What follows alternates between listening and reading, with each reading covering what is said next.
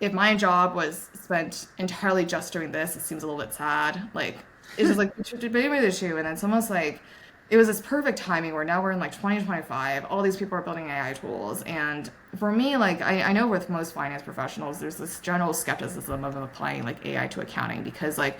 and I think you'll actually see this in like AI applications across departments where like everyone's super jazzed about like what you're going to do for sales, what you're going to do for engineering, what you're going to do for coding. But like no one's that jazzed about doing it for accounting because everyone knows like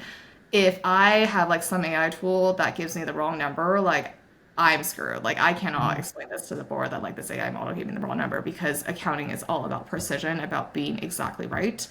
And so like I think there's a lot of things you can automate and like kind of like the process to closing your books, but like ultimately a lot of accounting I think is still going to be like human confirmed. And then, but the benefit is like in the process of evaluating all these like things that you could automate and you could build AI around,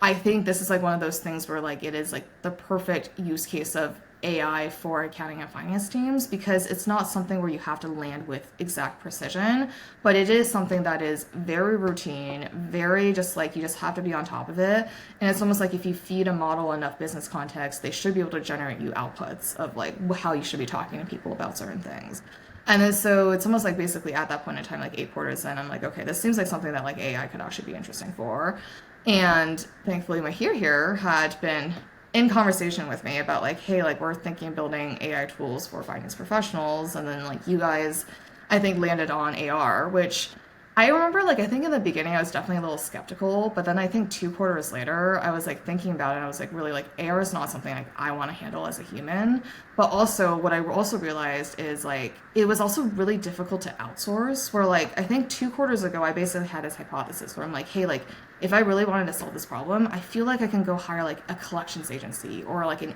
AR contractor to go do this. And then I think I basically went and took a look at the landscape, and then someone was like, nobody really wants to do this. And I'm guessing it's probably because like the payoff for it is not great because you're basically trying to collect debt from people. And then the second part is I think it's really annoying and also like emotionally taxing because you're basically dealing with a lot of like unhappy people. And so then I was like,